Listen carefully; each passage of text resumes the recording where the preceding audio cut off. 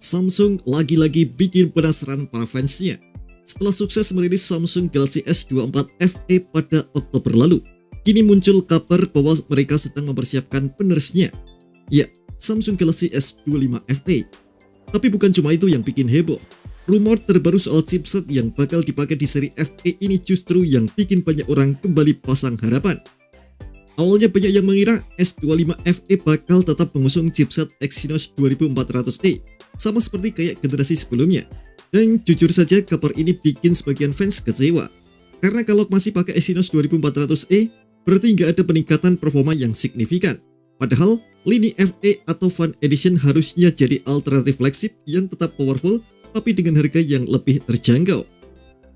Exynos 2400E sendiri memang bukan chipset jelek, tapi kalau dibandingkan sama Snapdragon 8 generasi kedua atau 8 generasi ketiga, jelas Exynos ini masih kalah di beberapa aspek.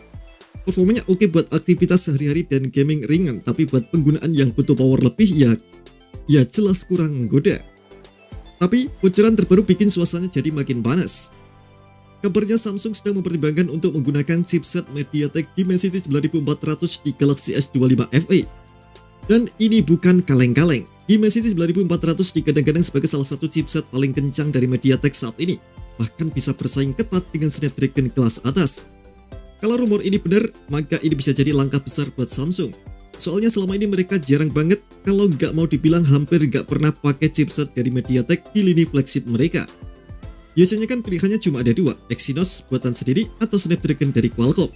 Nah, kenapa tiba-tiba muncul opsi MediaTek? Menurut info yang beredar, Dimensity 9400 bakal dipakai kalau produksi chipset Exynos 2400 di pabrik mereka nggak mencukupi. Artinya penggunaan MediaTek ini lebih ke rencana cadangan bukan strategi utama. Dari sisi bisnis, ini masuk akal. Samsung pasti lebih suka pakai chipset buatan sendiri karena bisa menekan biaya produksi. Tapi, dari sisi konsumen, tentu banyak yang lebih senang kalau Samsung mau berani pakai opsi terbaik, apapun mereknya, demi performa yang lebih maksimal. Masalahnya dari bocoran yang beredar, Galaxy S25 FE kemungkinan besar gak akan membawa banyak perubahan dari segi desain maupun fitur lainnya. Artinya kalau chipsetnya juga nggak berubah, maka perangkat ini bisa dibilang hampir identik dengan S24 FE. Dan itu bisa jadi bumerang karena konsumen bakal mikir dua kali buat upgrade.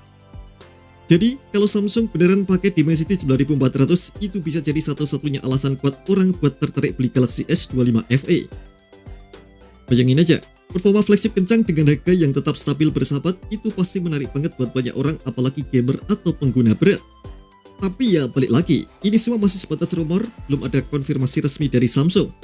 Dan mengingat peluncuran kemungkinan masih beberapa bulan lagi, kita masih harus sabar nunggu kabar lanjutan. Yang jelas banyak fans berharap Samsung mau lebih berani ambil langkah baru. Nggak cuma main aman dengan Exynos, tapi juga mempertimbangkan performa dengan pengalaman penggunaan sebagai prioritas utama. So, apakah kamu salah satu yang menantikan kehadiran dari Galaxy S25 FE ini? Dan menurut kamu apakah lebih baik pakai Exynos, Snapdragon, atau justru Dimensity aja sekalian? Tulis pendapat kamu di kolom komentar. Terima kasih telah menonton video ini, jangan lupa subscribe dan aktifkan loncengnya untuk mendapatkan update informasi seputar HP terbaru dari Gadget Me.